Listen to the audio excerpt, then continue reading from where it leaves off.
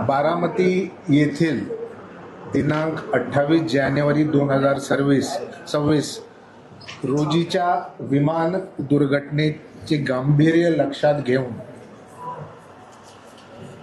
आणि यामध्ये विमानात असलेले माननीय अजितदादा पवार व अन्य व्यक्तींच्या अकस्मात मृत्यूचा तपास, तो नंबर आहे पोलीस स्टेशन बारामती तालुका, अकस्मात मृत्यू रजिस्टर क्रमांक 11/2026 कलम 194 BNSS हा माननीय पोलीस महासंचालक यांनी गुन्हे अन्वेषण विभाग म्हणजे CID येथे तात्काळ वर्ग केला. थोडक्यामध्ये हा जो तपास चाललेला आहे हा नेमका काय, हा जो प्रश्न आहे तर तो या आकस्मिक मृत्यूचा तपास जो की कलम 194 BNSS खाली करण्यात येतो, तो तपास CID कडे वर्ग करण्यात आलेला आहे. सदरील आकस्मिक मृत्यूचा तपास पोलीस अधीक्षक गुन्हा अन्वेषण विभाग पुणे पथक हे करीत आहेत. आता प्रश्न आहे की या तपासाचा उद्देश काय आहे.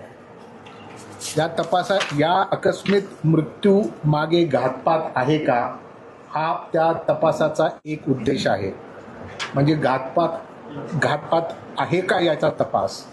त्याचप्रमाणे याच्यामध्ये क्रिमिनल निग्लिजन्स म्हणजेच रॅश ऑर निग्लिजंट ॲक्ट जो आपण म्हणतो हा आहे का, हा सुद्धा त्या तपासाचा एक भाग आहे.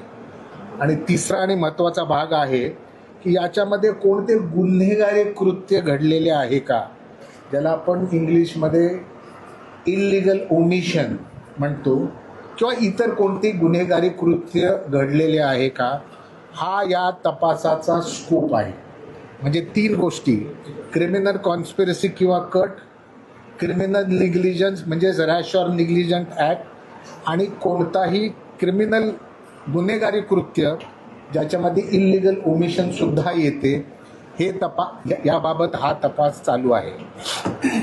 मला इथे हे सांगायचं आहे की सदरील आकस्मिक मृत्यूचा तपास योग्य दिशेने